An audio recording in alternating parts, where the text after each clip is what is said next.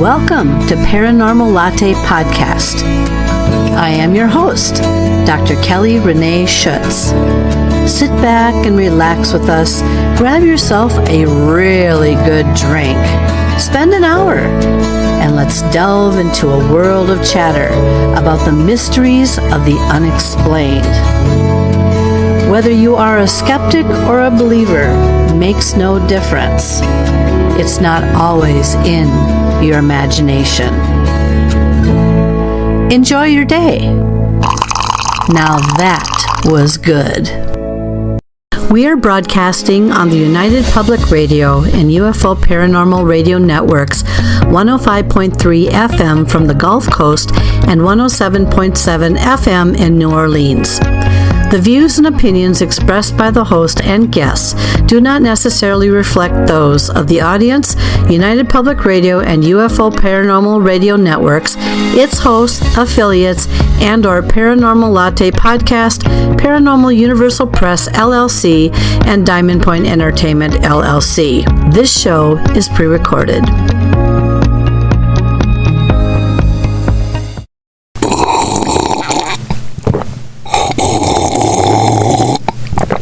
Ah, now that was good.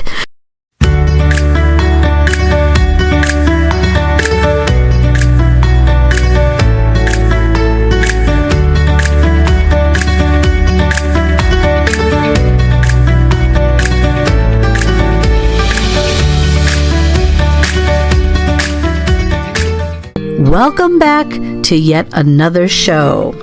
My name is Dr. Kelly Renee Schutz, and I am the host and producer. We will be visiting with Tim Sudano on this episode.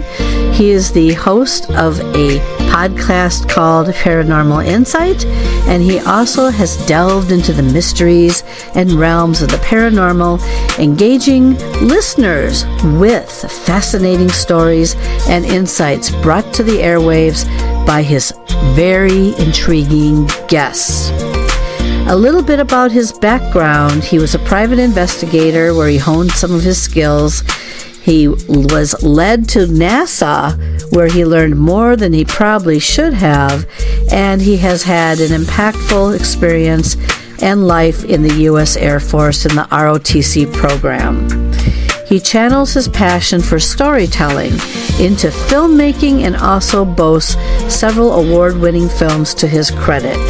He serves as the lead investigator for the Seekers of California for the Ethereal Investigation, also known as SCARI, S-C-A-R-I, where he combines his investigative expertise with his love of the paranormal. We had a really interesting show, so sit back and grab something, and let's please welcome Tim Sudano. Well, good evening, Tim, and thank you so very much for being on the show today. My absolute pleasure. Thanks for having me on. Oh, it'll be really fun to talk with Tim today. He's got actually a real interesting background that I haven't delved too much in with anyone else, and we'll get to all that in just a moment. But all right, so here's what I usually do, and we'll get started because we've got a long hour here to go. I usually like to start with the foundation because it gives everybody an opportunity to understand where somebody has been and why they have actually been intrigued in this field. So, Tim, go back to probably the earliest age that you can think of. And when something has happened or happened to you in any respect, and why that kind of started the ball rolling. Sure. The first memory happens to me when I'm about 3 or 4 years old. A lot of people are going to say it's a dream, not a dream, and you'll find out why it wasn't a dream at the end. So I'm like 3 or 4. I'm in bed. Back in the day, I slept with my door open in case anything went wrong with me or whatever. And I'm laying there, and suddenly the living room light pops on. The light shines into my room, and I open an eye, and there's a woman standing there. And she's dressed in a uniform. And it's a vest with a white blouse underneath, and it's green on one side, blue on the other, with a blue skirt. And she has a bob haircut, platinum blonde, I might add. Well, not platinum, but blonde. And she puts her hands on her hips, and then she starts pop, pop, pop, pop, pop, like she's chewing me out, but there's no sound. Her voice has no sound whatsoever. Then she takes a couple steps towards my bed, and I don't know who this lady is, so I hide under my covers. I wait. I dare to lower my sheets, and she is right here in front of me. Gives me another stern scowl, and bah, bah, bah, bah, and I run, and I get out of that room, and when I do, I run through her. And I'll never forget that sensation of cold that kind of peeled off me as I scooted down the hall to go find my mom. My mom gets up, helps me back to my bed, and as she's doing so, she asks, how'd you turn the light on? And I said, I didn't turn the light on. The lady turned the light on. Now, one thing about construction in the 70s and before here in the U.S., the door switches were set about halfway up a door. They lowered them since. But back then, I couldn't even reach the light switch. So that was the standing evidence that something else happened. And that was my very first experience with the paranormal that I recall. You know, that's interesting because a couple things that I find a little bit intriguing here. You're kind of the first one that I've ever heard of with something doing the kind of the scolding action to you as a kid, but not just once. Came over and really wanted to get into your face about that, and really but yet, correct me if I'm wrong here, you couldn't hear her though. You could just see her basically saying something but waving her finger. Is that right? Waving her finger, no noise at all. She was just voiceless except for her wanting to say something. That's interesting. Yeah. That most of the time someone, especially when they're young, might hear something. And then again, what was she wearing? It looked like an air steward uniform, or stewardess, we used to call them back in the day. But it was definitely uniform. She had like a white shirt or blouse underneath, and it was a vest. You know, the vest they wear, that blue on one side, green on the other, with a dark blue, same color blue skirt. Mm-hmm. And she was virtually opaque. I swear I could see through her ever so slightly, but virtually opaque, which was something else that's kind of unusual in the paranormal game. You don't usually see that. Yeah, I hear of, well, and I've talked to many people who have actually seen full figure solid individuals that, and including myself, that have kind of disappeared. You do the opaque where you can kind of see right through them. Kind of reminds me of, if anyone's familiar with that famous picture at Myrtle's Plantation of Chloe, where you could actually, well, they claim it's Chloe, but who knows who that individual really was. Right. But, you could see right through her, where you could actually see the shingle, not the shingles, but the siding on the building, and right through her. And there are individuals that I've also talked with who have seen and have been standing next to, I'll just give you Sasquatch as an example. Oh, sure. Yeah, just an outline of Sasquatch. But everything else in the middle was completely, very translucent. You could see right through them. So I've heard of all different kinds of accounts where these things have happened. But so did she show up to you after that point? Never showed up again. Interesting, isn't it? Maybe I made such a stink. I don't know. I ran through her, and she goes like, "Wow, that's new." Yeah. Maybe it clued her into what was going on. Who knows? So after that point, what would you say happened then? I'm not even going to get into the question of whether or not you have abilities to some degree yet, because I think at that age, all you're doing is building some blocks here of pieces that are happening. What happened then? Well, let me go back to that small point about abilities. Yeah. Around that same age, I think even earlier that year, 3 or 4, whatever it was, I have always, to this day, I had to focus a little more today, but back then I could see auras around people. And I actually told my mom about that. And I said, "Hey, Mom, there's a light around you." I didn't know how else to describe it.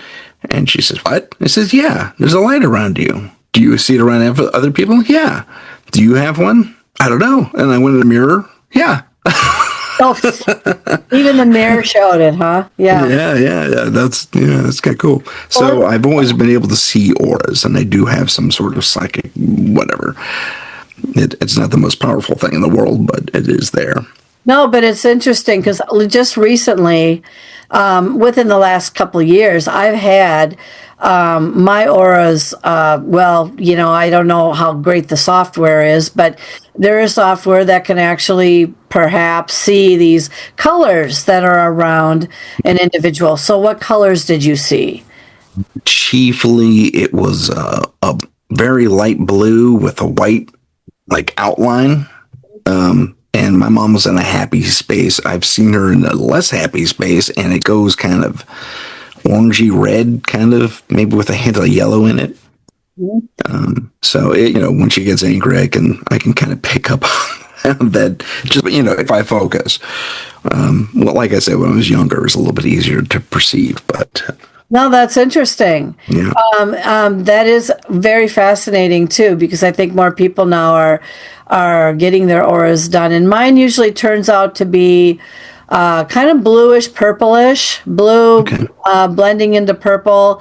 And I can't remember if that's something along the lines of anything with intelligence or creativity, or I don't know. I don't follow the colors of that, but so when you're walking down the street to this day, and I do know someone who seems to pick up on that a little bit, but it doesn't sound as good as you. Can you actually, like when you're walking in a crowd or something like that, do you see these auras kind of outlining people? Sometimes, yeah. The background, believe it or not, helps. I mean, if it's a white on white background, I'm not going to see anything unless someone's going flying into a rage or something like that. Then I might pick up on something. But if it's a darker background, I do have. Yeah, I have seen to this day. I can still see stuff. It doesn't always kick in. I have to be in a state where I'm kind of a little relaxed. I've had a coffee or something, and I'm just kind of relaxing, and it starts showing up. It's like, oh yeah, look at that. So things change, things strengthen, things weaken. What are your what's going on with you regarding that? In brief, I will say, as I have gotten older from that point, 3 years old, I have literally experienced, at least once, all of the major psychic phenomena: telepathy, clairvoyance, and that third one. There's okay. A third one. There's a third one. I can't name it. I'll list them for you because I'll tell you what I have, and you jump in and say, all right. So there's clairsentient, which is your ability to smell; clairaudient, which is your ability to hear; clairvoyant, your ability to see future events. Right. That one. Yeah.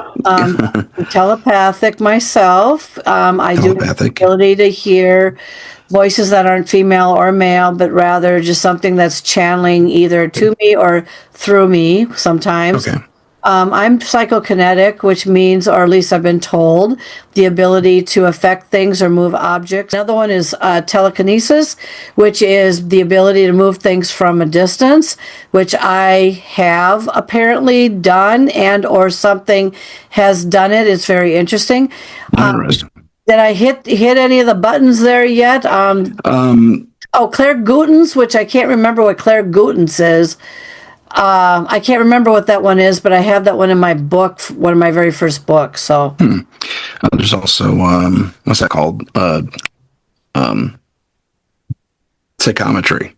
Oh, psychometry, where you're able to pick up people's energies from the objects that they objects, yeah. Oh, yeah. Tell me a little bit about that. One of the things I was actually, yeah, that's kind of interesting. If I am close enough to an individual, I have a minor telepathic link I can establish where I can actually see through their eyes and see where they're looking.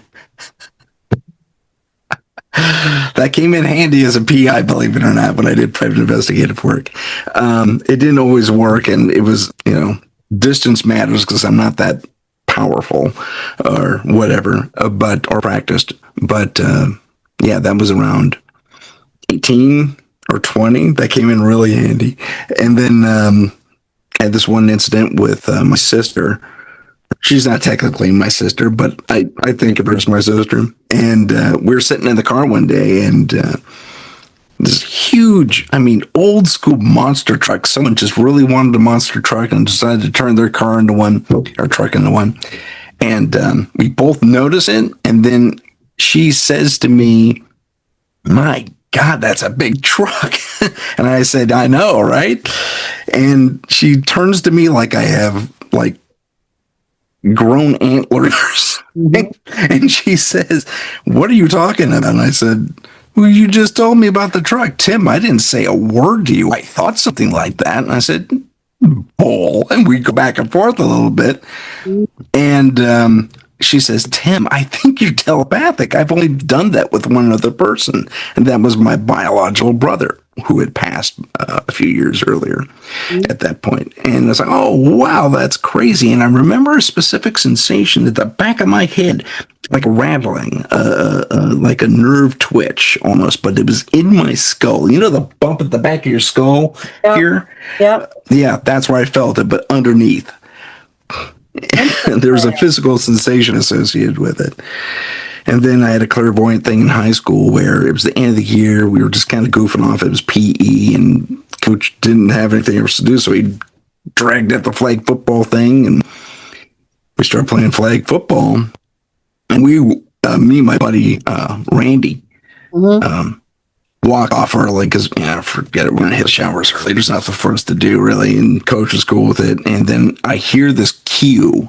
And I was like, and it all pops in my head. I dreamed this, or I had this vision in my dream state that morning. And I turn around and say, "Randy, check it out. He's going to say this. He's going to say F you, and they're going to get into a fight. Watch." Boom, boom, boom. Exactly in that order. And my Randy never talked to me after that ever again. Probably scared the living, I scared the crap out of me. He actually stopped me in the hall and said, "Tim, how'd you do that?" And I said, "I don't know." But that was probably the clearest clairvoyant thing that ever happened to me. Since then, I've been largely empathic since doing investigations. So I can sense when certain things are around, and it's like, like when you walk into a haunted location, you just hit that wall, It's like, oh, something's up here. So. Have you ever had, because I've had over 100 plus experiences and 3 to 4 perceived otherworldly experiences, which we'll talk about. I'm going to be on Tim's show at some point here, but we'll talk about that. Yeah, I've got a lot under my belt too, but that brings me to the question of activation. Okay. I get activated really, really well when for some reason I am really dead tired, slumpy. I don't want to say depressed because I'm not depressed all the time, but there are times when I get into these depressed moods, or I'm an empath, so I take on the world inside my soul, and it just sometimes drags me down and everything. And then all of a sudden I'm activated, which means I can win things, predict things. I went through and if we remember this, I can talk about it. I went to have a regression done because I have believed otherworldly experiences happened to me, and I wanted to figure out who put a handprint on my body. Okay. Anyway, I left that session incredibly depressed. I mean, I was just down in the dumps, and I went home, and it's a long, long story, but let me put it to you this way. For the 4th year now in a row, I have been able to predict the winner of the Kentucky Derby. I have been able to watch on TV a baseball game and tell you exactly what the batter is going to do, where they're going to hit the ball, if they're going to strike out, if it's going to be caught, who it's going to be thrown to, and all that just before just this when he gets up there and he just ready. I can tell you that's when I'm activated. So let's zip this back to you. So I get occasionally. Do you know what I'm talking? I'm sure you do. Yeah. This electrical cobweb, tingly electrical feeling inside. Have you ever experienced that? And tell us a little bit about what kind of experiences you've been through like that. I get that on investigations more than anything. When excuse me, as I said before, like you walk into a space and you hit that wall, like somehow the ethereal, paranormal, whatever it is happening within this space and seems to be locked into these walls. It doesn't bleed out for whatever reason. The paranormal likes walls. I don't know. But you walk into this space and suddenly I'm on. I am hyper aware of everything going on around me. And it is, I mean, my head's on a swivel. I probably look like a crazy person, but you know, I have a camera and I'm looking around, and my camera work is junk when I'm in that mode, by the way. But so I actually started wearing it on my shoulder so it doesn't follow my head all the time. But yeah, he's like, okay, we got to look over there. And I have a psychic on my team, JJ Rose. And she's the super specialist when it comes to that type of thing. And we usually confirm each other's feelings. It's like, I got something over here. What do you see? She says, oh yeah, that's something else. I was like, okay, good. We'll check that out. And so we kind of make a list based on these feelings, and then we back it up with as much as we can with hard evidence. That's interesting. If we can capture it. Yeah. Well, the thing is it's that feeling, it's that sensation that I know that when I walked through at this incredibly 900-year-old haunted bed and breakfast in, I think it was Wales or whatever. It's been a few years. And well, I had a lot of terrifying experiences over there. But when I hit that wall that you're talking about, all of a sudden, like there's the one moment during that where I could actually see the apparition rushing around the corner. And I was able to match up her face that I saw with a picture that I discovered. And it was of the maid that used to hang around there, used to work there back in the early whatever, and she was still there. But yeah, that wall, and also that grungy feeling of I don't know, it's just heavy, and sometimes the air is heavy. It's super suppressive. It is, yeah. You know, and it feels like, in one case, in a couple of different cases actually, it feels like you're walking into a sauna almost. It's super muggy, but it's not refreshing whatsoever. It's just super muggy feeling, you know. And I can echo your seen the maid when I was there's an attraction here in town called the Winchester Mystery House. For good reason. Lots of ghostly stuff has happened there over the years. There's been other investigators that went in. Well, my team went in on the tour. We just said, well, I bet you all these people walking through are kind of activating certain things. And sure enough, we hang back. We're taking little snippets with our phone. And I didn't get this guy on tape. As soon as I drop the phone, I see this apparition appear. And it's this guy with this handlebar mustache. He's got the driver's cap on, suspenders. And he's working at something. He's either sawing or hammering. I couldn't tell which. And he looks up, gives me a little, hey there, smile, and goes back to work. And then he disappears. Later on the tour, they have pictures of the workers. And sure enough, there he is, right there. Yeah, that was intriguing. It's like, oh, proof. This is the guy I saw.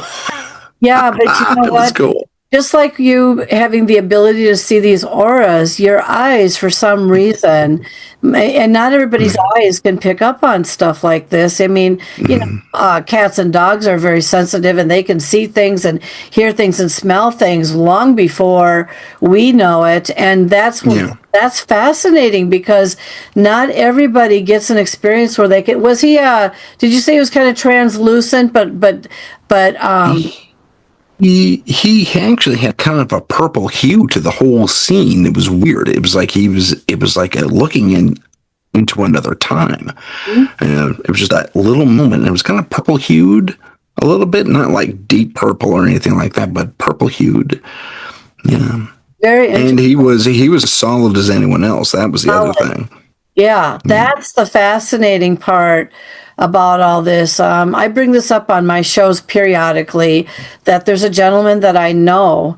I used to hear and believe that, just because of what people were saying, that an apparition can only hold their energy for, I don't know, 5, 8, 10 seconds, maybe at the most.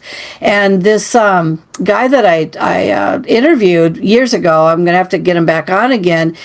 He was talking to an older man at a site somewhere, I think in Utah. It was like a mining site. I think silver was what I believe they were mining for. And this older man came up to him and had started talking to him about things that he was actually the guy that was interested in. And long story short, he talked to him for about a half hour. But then the guy said, well, I got to go. So this older man, who was probably in his late 80s, early 90s, walked away. And then he said, I need to get his address, because I want to talk to him some more. So I went to the office, and he said, yeah, I was talking to, so blah, blah, blah, this guy. And can you give me his address and stuff? I really want to get a hold of him. And they said, oh, that's impossible. He's been dead for 9 years. I said, no, I just talked to him for a half hour. I said, I don't really get this, blah, blah, blah. That's the longest that and you know what? I've probably have had other situations that probably have matched that I'm not quite aware of. But have you ever talked with any apparition that you know of, but then came to realize you actually talked to something that wasn't still alive? No, I have not. That's been an experience that has not happened to me, unfortunately, because as an investigator, it's like, oh yeah, give me more. But there was something recently on like Instagram or something like that, where this cab driver, and you see the door open, and then it closes again. This cab driver, yeah, where to? Okay, listen in gear, and they hold a conversation for like 10 minutes, and they drops him off. And suddenly he can't find him. It's like, hello? He was never there. So, yeah. And he freaks out and he gets out of his cab, and that's where the video ends. Yeah, of course. Man. That would be some kind of an interesting experience, but I think I think I've had a couple of those. And yeah, they're long stories, but the thing is, it's like, can this happen? Yes. Is it weird at the time? Yes. Do most people experience it? Probably not. No, but it can happen. So that leads me to my next question about other types of things that you've experienced in investigating that you would find to be, I don't know, not creepy is the word, but something unusual or out of the norm. That one with the guy at the Winchester House, that's very interesting. I would love the opportunity to at least experience that. Of course, now that I put that out there, I probably will be manifesting something in my life. Trust me, it happens every time I open my mouth. Gotcha. For a long time, when we first started doing investigations, I did not believe in orbs. Orbs were not a real thing for me.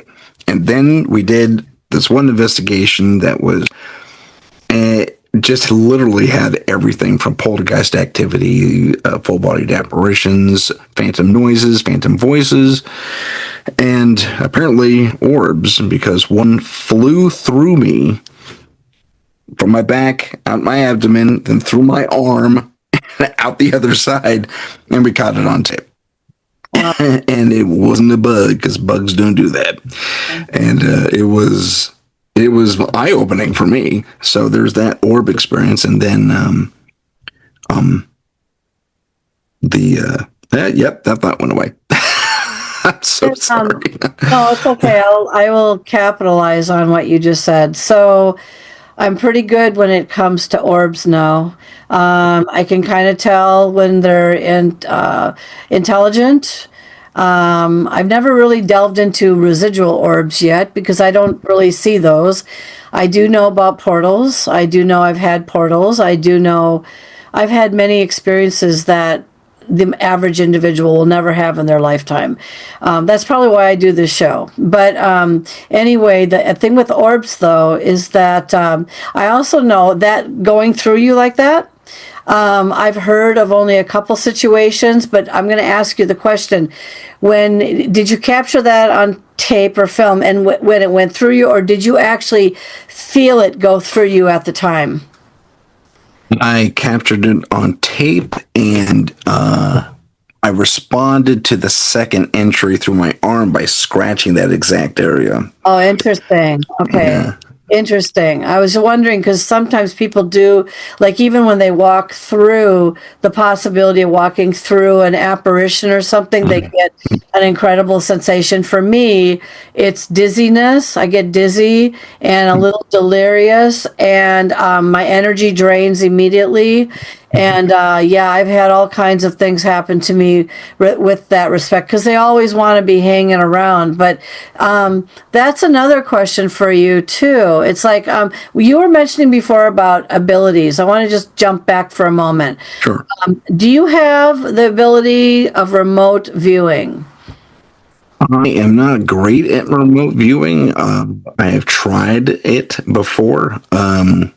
The closest I came was that clairvoyant experience, but that doesn't really count as remote viewing. So I'm aware of it. I know it's a factual thing because I have friends who do it. And JJ is certainly capable of that as well, the psychic on my team. Mm-hmm. And so, no, I have not experienced that yet.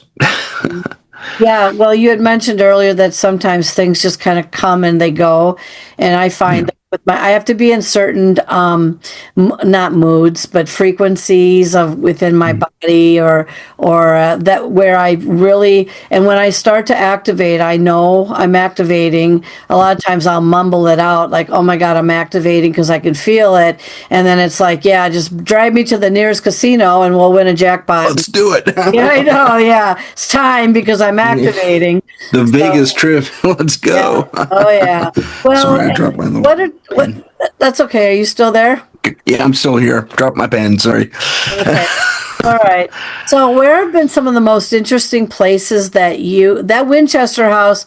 I'm yet to get there. I am going to get there at some point.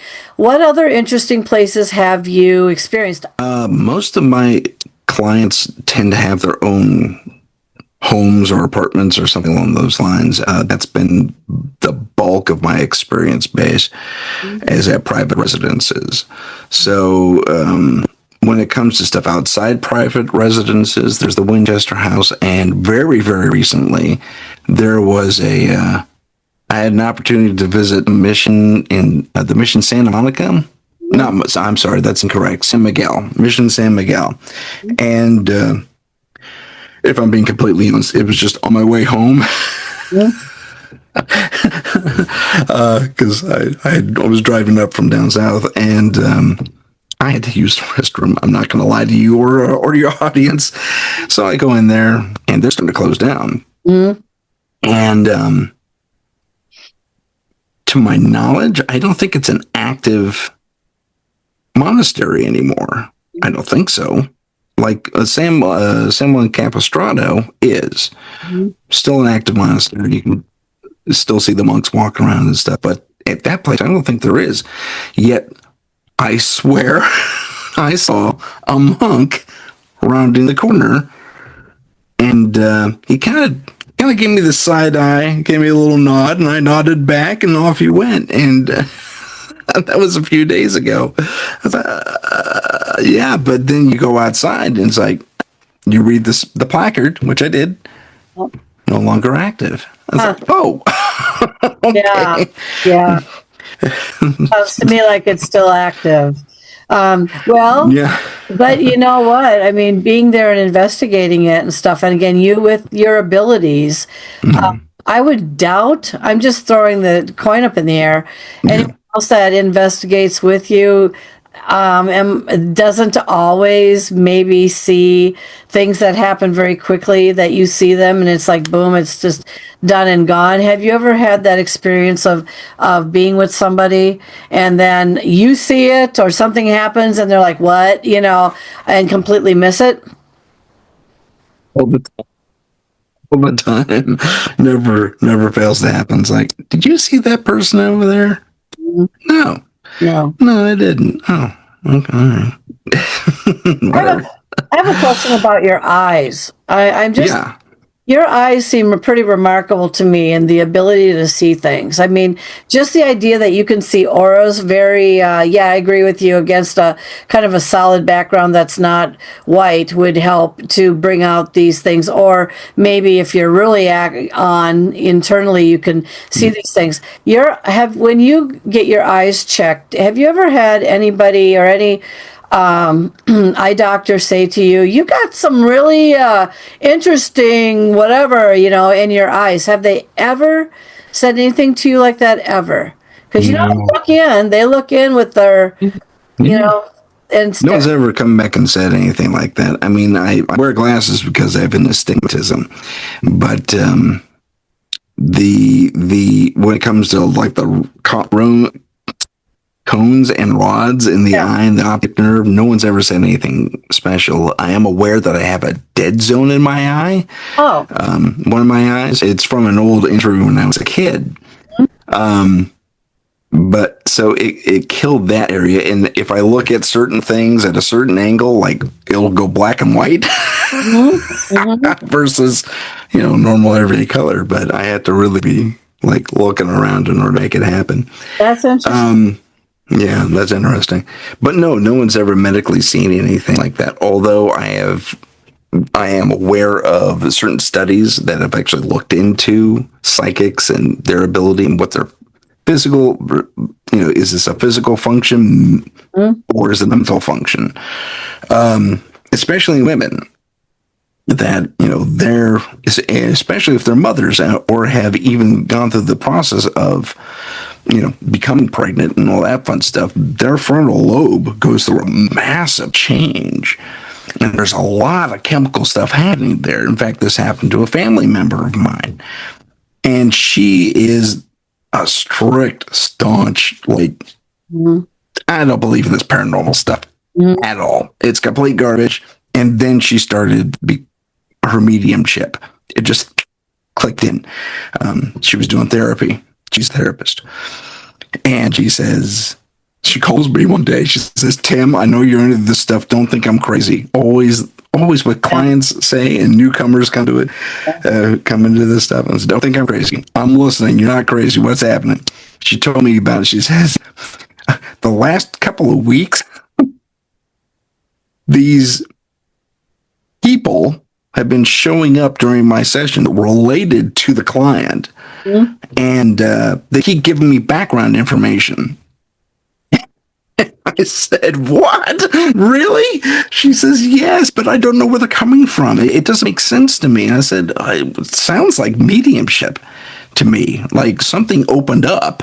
Yep. And it's allowing you to perceive all this stuff. And it's so, it's really all about frequency energy, especially when your brain has gone through that much of a reset, I guess you would call it, especially after motherhood.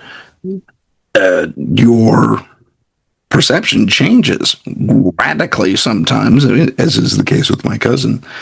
And she says, well, what do I do? I said, well, let me have you talk to my psychic who deals with this type of thing all the time. Okay. They bet.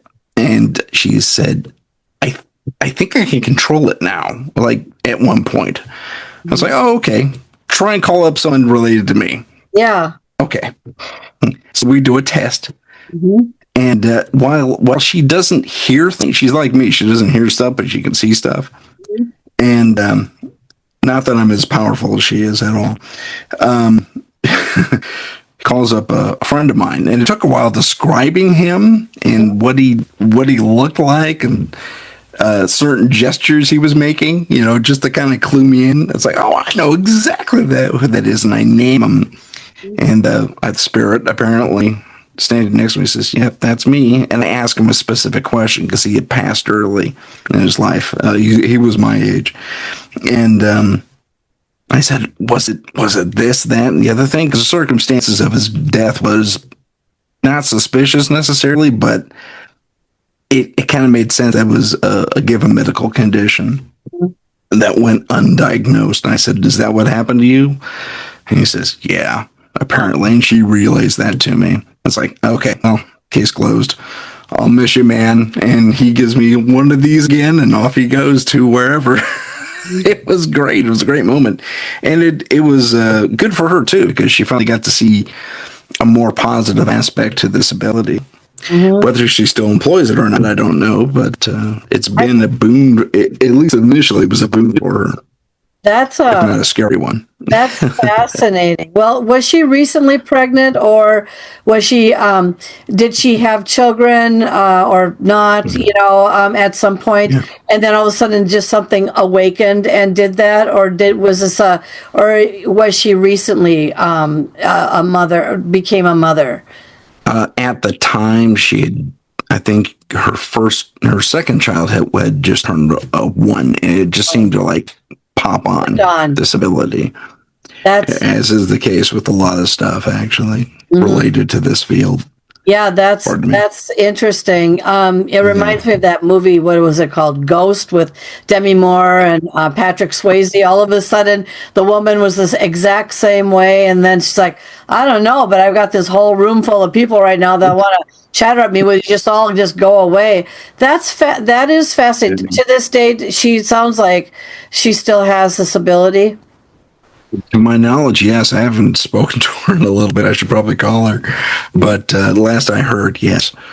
Yeah, that's it. That's interesting. Have your abilities over time changed at all? Because I'm the same way. Mine sometimes come, and then they kind of go, and then they come and go, and whatever. So I don't usually try to force anything, because I agree with you.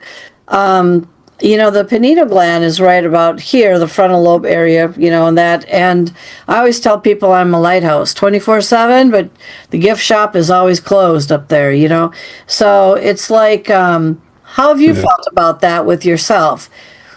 It seems to me to one degree or another, I'm always on. But like I said, when I get into an investigation, I'm kind of revved up in that space, in that mode, if you will. That's when things really click on, and everything dials up to at least 11, and head on swivel, like I was saying. Mm-hmm. So, has that changed? Only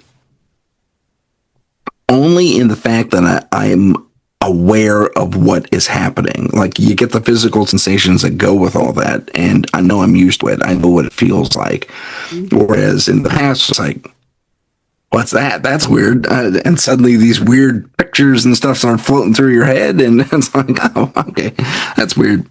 I do have the precognition thing on the stupidest mundane things. Like, I know when a certain episode of a given show is going to be on. It's a rerun. It's like, I haven't thought about that in a while. And sure enough, it shows up that night. And that's clockwork. I mean, it's amazing. Nearly 100% of the time. Mm-hmm. But, again, mundane things. I used to say statements. I have a very unusual ability, I guess, with electronics. That's where it all started for me at the age of 3, 4, 5. Okay, and then we'll talk about that on your show a little bit. But I used to be able to, when I think again, I was in an activation stage. I think pretty certain I could literally say like a sentence, yada da da da da da. And next thing you know it on TV, exactly the same words Exactly. that they're doing. So that's what you're referring to, right? You just kind of Exactly. you just Right. know. Like scenes. I get the scenes that suddenly play out in my head from a given show. Yep. That's in reruns, and it's like, Yep. huh, and there it is a few hours later. Yeah. So I think it's sometimes it's good and sometimes it's not good, but yeah. So let's see. I think you were in the correct me if I'm wrong. Were you in the Air Force? Briefly, yes. I was in an ROTC program, yeah. Oh, okay. And did something happen to you during that time? Along with, no. Well, kind of. Not directly to me, but I heard a lot of crazy stories, just nuts. And I saw a lot of stuff I wasn't supposed to see, but my 30 years are up, so I can probably talk about it. So lots of stuff there. One was a couple of, we call them SPs, everyone else calls them MPs. But then, I don't know why, but we're security police in the Air Force. And these two guys, I was working at NASA at the time, and these two guys had just transferred in. Air Force had just taken over the military aspect of NASA Moffett from the Navy. And so he just transferred up from Vandenberg. He says, I will never forget this one story. And I'm eavesdropping.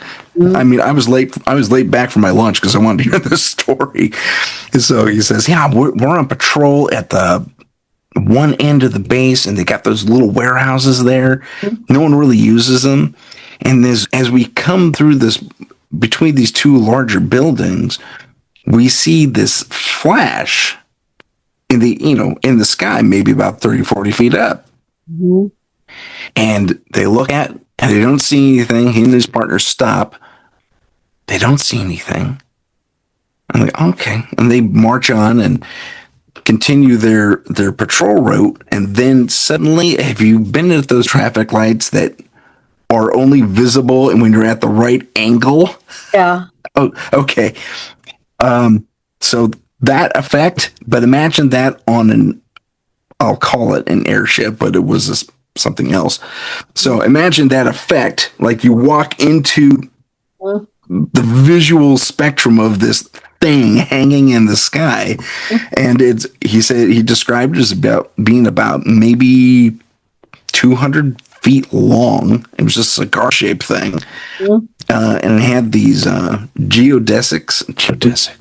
Yeah, these domes on the ends. And it looked very much like what was described in as the Hillenkotter or something like that. Have you ever seen that ship described? It's about the length of an aircraft carrier anyway. So, but it's up in the sky, just sitting there. And one of the warehouses at the very end, like butted up right against I think like a small little hill or something,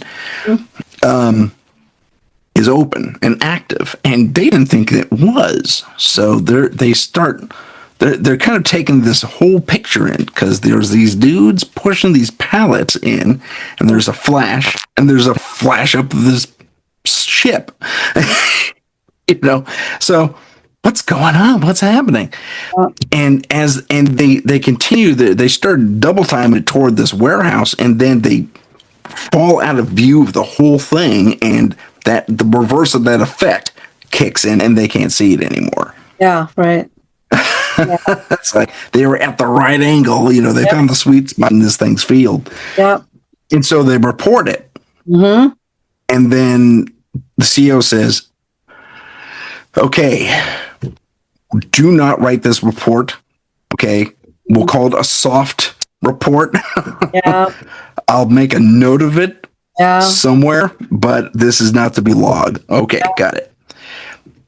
Well, long about maybe 3 months later, he hears from another group, did you know what we saw? And he describes the exact same thing. Yeah, we saw that too. We're going to report. So they went as a group, like 4 of them, to the CEO. Guess what we saw? We saw it again. Okay, great, fantastic. I'll make a note, but Yeah. again, no hard copies. Yeah. So, we had, he suspected it was part of this thing they call the Secret Space Force or something along those lines, Secret Space Program. Yeah. Do you think it was our doing, or do you think it was something otherworldly that was taking note and interest of what was going on where you were? This seemed to be human run. I mean, there were Really? humans interacting with this thing. He saw a little English lettering. He didn't see an Air Force star on it or anything like that, but there was definitely English lettering somewhere. There were warning panels like you would see on jets and stuff like that. So it seemed to be of human construction. Well, I know that I've talked to a couple of people a long time ago who were security on military bases and stuff like that, Army or whatever, some military base. And they've had experiences with stuff like that.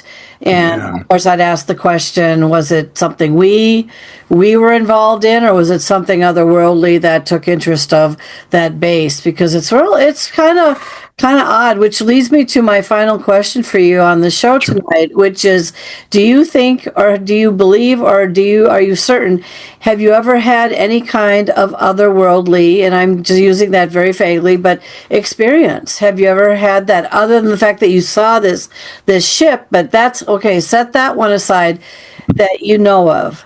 To be clear, that wasn't my story. That's a story I overheard from another Air Force individual. Okay. Yes. In fact, it was after my stint in the Air Force. It was around 2002.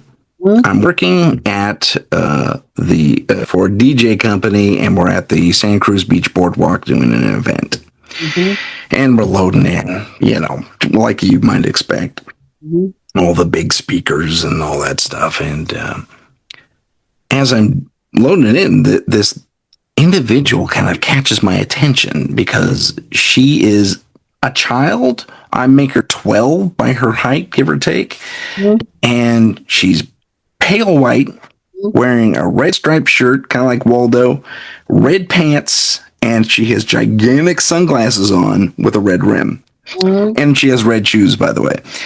And, or they're white. I think they were red. Anyway, she's playing like tag, but she doesn't understand how tag works with a bunch of other kids who are roughly 5 or 6. And they're running a circle around her, and she doesn't understand tag. And when she goes to tag them, her fingers are extra long, like that. Like, I'm not even close to kidding you. And I was like, wow. And so I nudged my buddy. I said, you see that girl over there? Yeah, look at this. Look at her fingers, dude.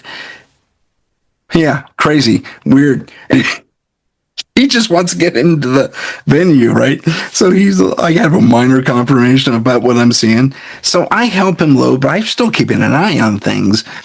And so at the little kids get rounded up by whoever their parents are, and this little girl's left alone, and she's humming her hall, she's just doing her thing. And mind you, she's not making any real noise. Except she isn't singing, but she kind of acts like she is humming. And then she sees at the time a brand new VW bug. They're kind of dumbish and very sleek now, not the old school bugs. Yep. VW bugs. And it's lime green, and she freaks out, and she starts pointing at it with her very long fingers. Oh, God. And she starts, like she knows what that is. I've seen that before. And she keeps looking back, like she's yelling, but she is not making a single sound at all, except for her footsteps. And she's pointing, and she's pointing. So I follow her eye line back to at least a 6'5", 6'9", maybe even 7-foot individual in what I describe as Jedi robes with the hood and everything. Yeah. And hint of a breast, so I'm thinking female, under these robes. I couldn't tell. And I see wisps of hair platinum blonde, both of these individuals, I should point out. And bracketing this extra tall female is two men in black wearing driving coats that are kind of blue and one's beige. So they kind of don't stand out as men in black, like they were trying to hide. Yeah. And they're just kind of scanning. I think one of them picks up on me because he does this. He talks into his sleeve. And not even 2 minutes later, this limousine comes out of nowhere and pulls in, skids to a halt. And the mother figure has to summon this kid. And she says, and she's still freaking out about the bug, looking at it. Oh, that's neat. That's cool. And she doesn't say anything. This is the capital thing for me, more than the physicality of these individuals, is she says, stop, with hand gestures now. Come here now. No words. I don't hear them say this, but that is the gesture now. And so the little kid stomps over. So children are children, wherever they are in the universe, I guess. And she stomps over and they all pile into the limousine. That thing tears off like a bat out of hell. They almost hit like 10 people out the door going out, is trying to get away. And not only seeing these individuals, but they match almost exactly, if not exactly, the description that Charles Hall gave of the individuals and aliens he encountered. Oh my goodness. So freaky. And so, you would have told me, and no offense to anybody who lives nearby or frequents Venice Beach, but the very first thing that went through my head, because Tim, I think you're out somewhere in California, but the thing is if you would have mentioned Venice Beach, I would have kind of passed it off a little bit, but it wasn't Venice Beach. Venice Beach, all kinds of crazy things that may look like that do happen on Venice Beach, right?